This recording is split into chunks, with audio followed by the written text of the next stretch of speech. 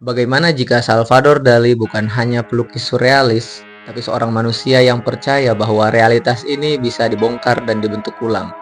Bahwa dunia bukan benda yang kita lihat, tapi benda yang kita ciptakan di dalam pikiran. Jam yang meleleh, pemandangan mimpi yang tidak masuk akal, figura yang terdistorsi bukan sekedar estetika. Semua itu adalah serangan terhadap cara kita memahami kebenaran. Dali bukan hidup untuk meniru kenyataan, ia hidup untuk mempertanyakan apakah kenyataan itu benar-benar ada. Ia memaksa kita mempertanyakan, apakah dunia ini stabil atau kita hanya sedang percaya pada ilusi yang sama. Bersama Muara Seni, mari kita telusuri alam pikiran dari Salvador Dali.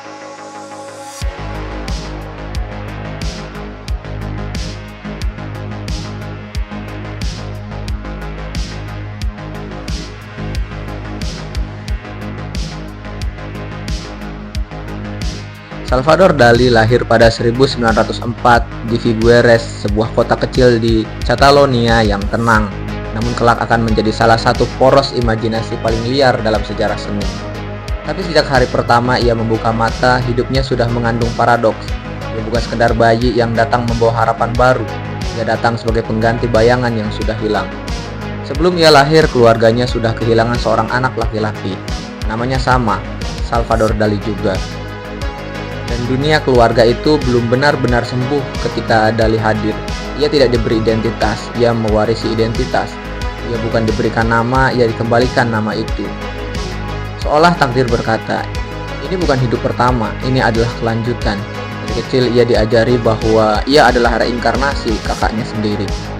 Bayangkan sebuah kanak-kanak yang tumbuh dengan kesadaran bahwa dirinya bukanlah dirinya, tapi bayangan seseorang yang telah mati. Itu bukan trauma biasa. Itu adalah fondasi metafisik, itu adalah pintu awal menuju obsesi akan kematian, mimpi, dan realitas alternatif yang kelak tak akan pernah bisa dilepaskannya sepanjang hidup. Ia tumbuh bukan untuk menjadi anak, ia tumbuh untuk menjadi pengganti. Dan sejak itu, Dali belajar memandang dunia bukan sekedar sesuatu yang final, tapi bisa diputar ulang, bisa ditafsirkan ulang, bisa dilahirkan ulang. Realitas baginya bukan sesuatu yang tetap dan pasti, tapi sesuatu yang cair, bisa berubah menjadi apa saja sesuai keinginan penciptanya. Kata nyata mulai kehilangan kekuasaan sejak masa kanak-kanaknya. Karena ia tak pernah betul-betul merasa punya identitas yang utuh, ia menciptakan identitasnya sendiri. Ia menemukannya melalui ilusi, melalui fantasi, melalui mimpi yang ia bentuk dengan sangat sadar. Jika dunia berusaha menjadikannya reinkarnasi kakaknya, maka ia membalas dunia dengan menjadi sesuatu yang jauh lebih besar. Ia menjadi mitologi hidup. Inilah akar paling awal dari Dali. Sebelum ia mematahkan logika seni, sebelum ia memutarbalikkan mimpi, sebelum ia membuat dunia mempertanyakan realitas, ia hadir dulu mempertanyakan dirinya sendiri. Dan dari pertanyaan itu, Dali menemukan jawabannya. Identitas bukan apa yang diwariskan, identitas adalah apa yang diciptakan. Saat akhirnya Dali belajar di Akademi San Fernando di Madrid, ia sebenarnya tidak pernah berharap untuk mengikuti siapapun. Ia tidak ingin belajar bagaimana menjadi pelukis yang benar. Ia ingin belajar bagaimana menjadi yang lain. Akademi baginya bukan tempat untuk menjadi benar, tetapi tempat untuk melanggar aturan. Ia tidak mengoleksi teknik, ia mengoleksi perbedaan. Di sanalah ia bertemu dua orang yang kelak membentuk orbit awal semestanya. Federico Garcia Lorca, penyair yang merusak batas bahasa dan kemanusiaan, dan Luis Buñuel, pembuat film yang membongkar kewarasan sinema. Mereka bukan hanya sahabat, mereka adalah co-inspirator. Mereka bersama-sama merencanakan bagaimana cara melakukan pembangkangan yang elegan terhadap kenyataan. Pertemanan itu bukanlah pertemanan biasa, itu adalah aliansi filosofis. Mereka membuat seniman lain tampak seperti pegawai. Mereka ingin seni bukan hanya menjadi gambar atau kata atau adegan. Mereka ingin seni menjadi kodifikasi bawah sadar manusia yang belum pernah diungkapkan. Seni bukan lagi dekorasi, seni adalah serangan. Dali mulai menjelajahi aliran demi aliran seperti seorang penjelajah dimensi. Ia menyentuh impresionisme, kubisme, futurisme, metafisik. Semuanya ia lewati dengan sangat cepat, seperti seseorang yang tahu bahwa ada sesuatu yang jauh lebih besar di ujung belokan. Kehausannya bukan pada gaya seni, tapi pada ruang yang belum ada pemiliknya. Dan kemudian ia menemukannya, surrealisme, sebuah wilayah yang tidak berada di logika. Tidak berada di doktrin, tidak berada di masa lalu, tapi berada di tempat paling liar dari manusia, dunia mimpi. Dunia di mana ketakutan, erotika, kecemasan, humor, dan kematian bercampur tanpa moralitas, tanpa hierarki, tanpa filter. Di momen ini, benih Dali sebagai mesin surreal paling subversif mulai tumbuh. Ia tidak ingin menggambarkan mimpi.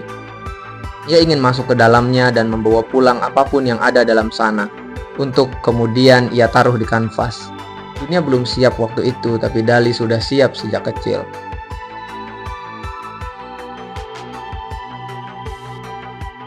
Tahun 1931, di sebuah studio kecil di Portligat, Dali menatap pantai yang tak banyak berubah sejak masa kecilnya. Ia tidak sedang mencari bentuk, ia sedang mencari luka yang tak pernah selesai. Alam baginya bukan tempat untuk melukis, tapi penyimpangan memori yang retak. Di malam yang panas itu, Dali melihat sepotong keju camembert mencair di meja makan. Lemah, pecah, luluh, tak memiliki struktur. Dan di momen yang sederhana itulah ia menemukan bahasa visual paling radikal dalam sejarah seni modern, waktu yang meleleh. Jam itu bukan waktu, kata Dali. Jam itu kecemasan manusia terhadap ketidakmampuan mengendalikan hidup. Dali tidak sedang melukis jam, ia sedang melukis trauma kosmik kita pada kefanaan, bahwa hidup kita, semua ambisi, semua rencana, semua pencapaian bisa larut seperti keju yang terkena panas. Lukisan ini seperti mimpi yang tak pernah punya pusat.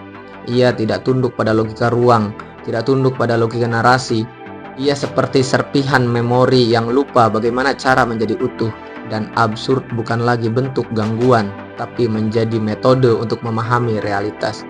Saat lukisan itu dipamerkan, dunia terbelah. Orang-orang mulai mengerti, mimpi bukan metafor. Mimpi adalah medan analisis, dan ketidaklogisan dapat bekerja lebih jujur daripada akal sehat.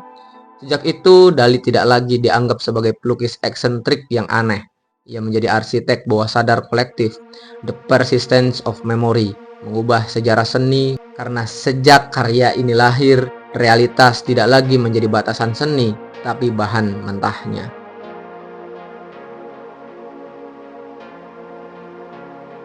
Pertemuan itu bukan pertemuan dua manusia, itu seperti dua semesta yang tak sengaja saling membuka pintu. Dali bertemu Gala, dan sejak hari itu realitas tidak pernah lagi kembali normal.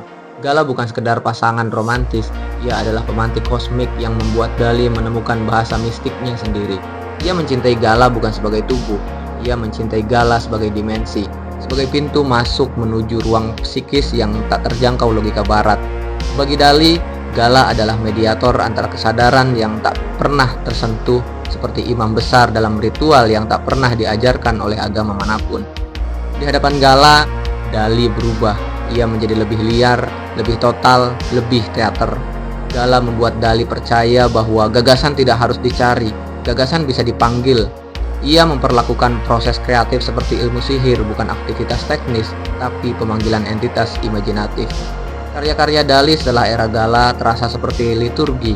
Ia melukis bukan hanya untuk dilihat, tapi untuk disembah. Surrealisme yang awalnya eksperimentasi menjadi berubah menjadi struktur ritual. Setiap detail adalah mantra, setiap struk adalah inovasi, dan Gala berdiri sebagai imam besar yang mengesahkan semuanya. Dali bahkan membangun agama pribadi dari dirinya sendiri, dan Gala adalah nabi utamanya. Ia percaya bahwa dunia bawah sadar bukan wilayah yang harus ditaklukkan, tapi wilayah yang harus dipuja, dan Gala adalah perantara itu. Tanpa Gala, Dali hanya jenius, tapi bersama Gala, Dali menjadi kultus. Di titik ini, seni Dali tidak lagi bicara tentang mimpi individu. Ia bicara tentang kepercayaan baru, bahwa imam bisa lahir dari imajinasi, bukan dari tradisi. Dan Dali menemukan bahwa yang ilahi tidak selalu datang dari langit. Kadang ia datang dari seseorang yang membuat kita masuk terlalu dalam, sampai kita kehilangan batas antara cinta, wahyu, dan kegilaan.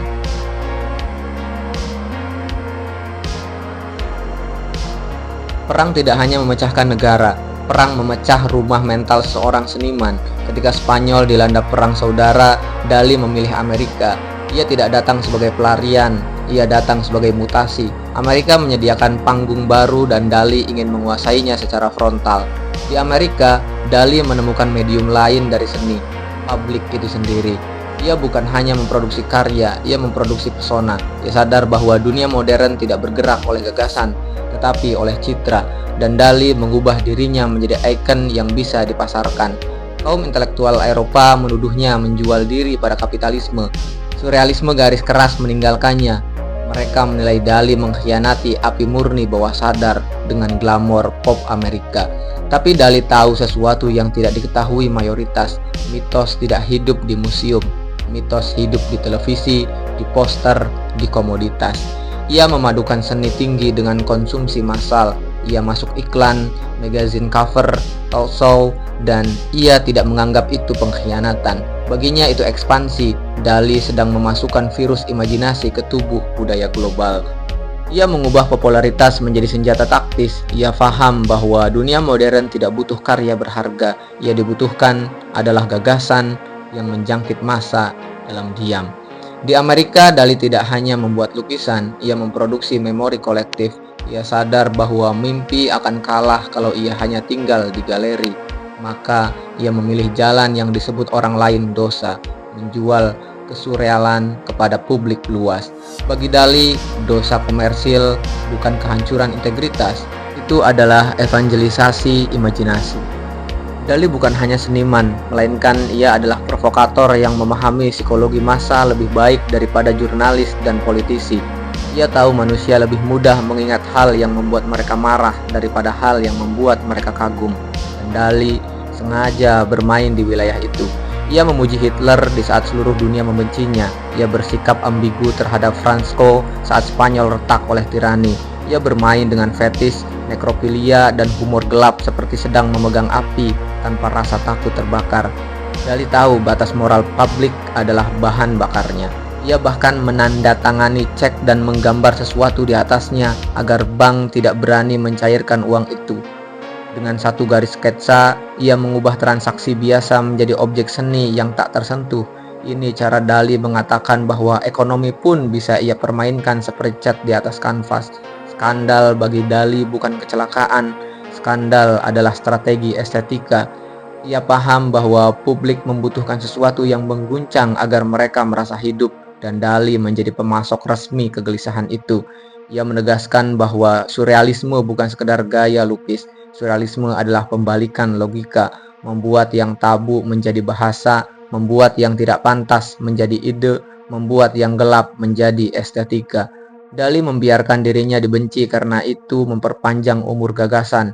Ia sadar manusia tidak mencintai seni, manusia mencintai drama tentang seni. Dan di antara semua drama yang pernah ia ciptakan, Dali tinggal sebagai legenda karena ia berani membuat ketakutan publik menjadi panggung sendiri.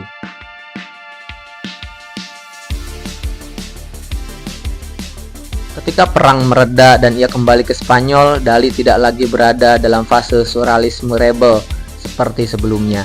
Ia pulang sebagai seseorang yang sedang mencari pola yang lebih besar dari sekedar mimpi. Seni Dali berubah bukan untuk menjadi lebih tenang, tapi untuk menjadi lebih kosmik. Ia mulai mempelajari atom, mekanika kuantum, membelah partikel kecil yang tak kasat mata. Ia melihat bahwa dunia modern telah membuka ruang baru, bahwa surrealisme lebih hancur menjadi serpihan, dan setelah serpihan menyimpan bentuk keyakinan tak terbatas. Dali menemukan puisi baru, bukan di dalam tidur, tapi di dalam struktur dasar alam semesta. Ia menyebutnya mistisme nuklir, sebuah pendekatan yang menyatukan ilmu pengetahuan dengan ketuhanan. Ia percaya partikel terkecil bukan sekedar materi, tetapi bahasa Tuhan yang sedang berbicara dalam pecahan tak terlihat. Ia mencoba menciptakan lukisan yang bisa menjadi jembatan antara fisik dan metafisik, antara iman dan eksperimen, antara konsepsi Tuhan dan mekanisme semesta. Saat itulah Dali mencapai satu kesadaran baru bahwa batas antara nyata dan tidak nyata tidak pernah solid. Dunia fisik dan dunia mimpi bukan dua benua terpisah, hanya dua cara membaca kekacauan yang sama. Dan Dali memutuskan untuk menjadi imam dari ketidakpastian itu. Ia membuat seni bukan untuk memarahi dunia, tetapi untuk membongkar strukturnya. Karena bagi Dali, realitas bukan sesuatu yang harus diyakini, tetapi sesuatu yang harus dipertanyakan tanpa henti. Semakin tua, Dali seperti semakin menyusut dari dunia nyata. Tubuhnya masih hidup, tapi pikirannya mulai tinggal di ruang fantasi yang hanya ia sendiri yang punya akses.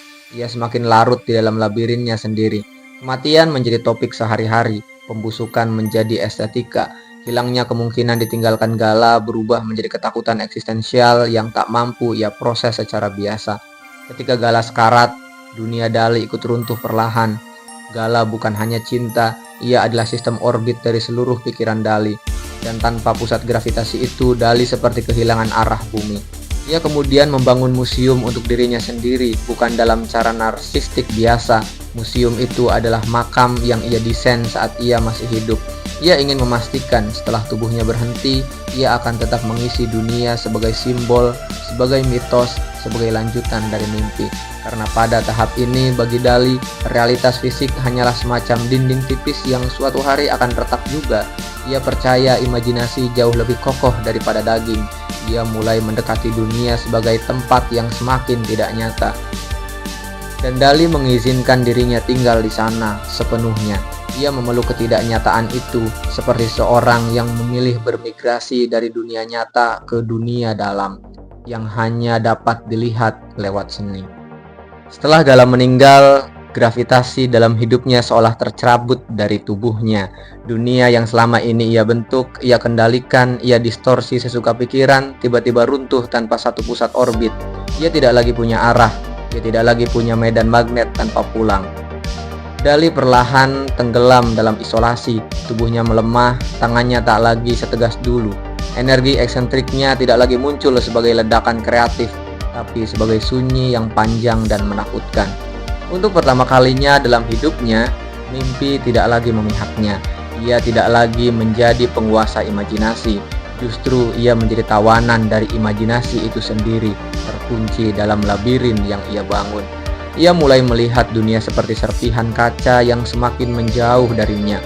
Ketika dahulu ia mampu menyeberangkan absurditas menjadi bahasa yang bisa ia pahami, kini ia hanya bisa menyaksikan absurditas itu menelannya kembali. Tidak ada lagi publik yang ia provokasi dengan tawa. Tidak ada lagi Gala yang menjaganya dari runtuhnya diri sendiri. Yang tersisa hanyalah tubuh renta, pikiran yang semakin rapuh, dan museum yang masih berdiri sebagai penanda betapa besar ia dulu. Di akhir hidupnya, keabadian bukan lagi sesuatu yang ia dorong dengan agresif. Keabadian tinggal sebagai sisa asap, sesuatu yang mungkin pernah nyata, tapi lambat laun menghilang pelan.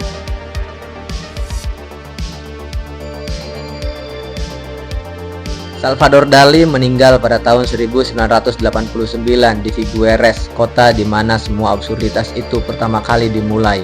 Namun kematiannya tidak menghentikan percakapan tentangnya. Ia bukan tokoh yang bisa berakhir hanya karena tubuhnya berhenti bernapas. Dali meninggalkan dunia seperti ia meninggalkan kanvas, tidak selesai karena memang tidak seharusnya selesai.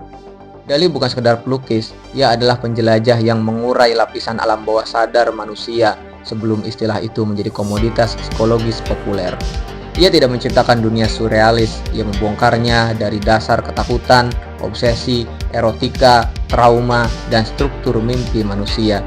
Ia mengajarkan bahwa realitas bukan pagar yang membatasi kemungkinan, tapi medan lentur yang bisa ditarik, dipelintir, atau bahkan dipatahkan.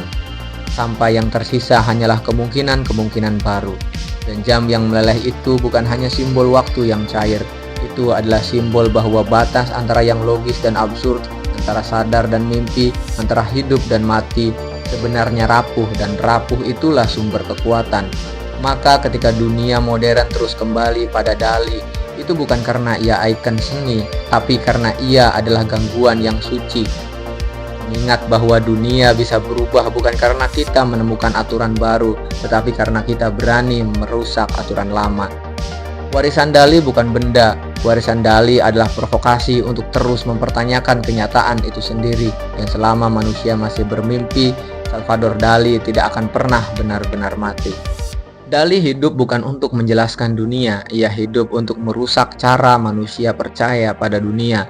Memaksa setiap orang mempertanyakan kembali dengan rasa was-was sekaligus kagum, apakah realitas benar-benar nyata atau hanya kesepakatan sosial yang pernah kita patuhi secara tidak sadar. Ia tahu mimpi bukan pelarian, mimpi adalah ruang di mana manusia justru memiliki kendali paling absolut. Di sana, logika kehilangan hak bicara, dan imajinasi menjadi hukum tertinggi yang tidak bisa ditawar.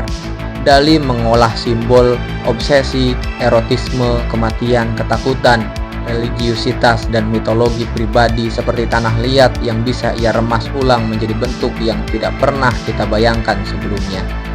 Ia merobek batas antara seni dan penyimpangan, antara estetika dan dosa, seolah semua itu hanyalah bahan bakar yang sama bagi api kreativitas. Dan ketika jam itu akhirnya meleleh di atas kanvas, dunia tersadar alam bawah sadar bukan wilayah yang harus dipahami, tapi wilayah yang bisa diciptakan ulang, dan Dali adalah buktinya.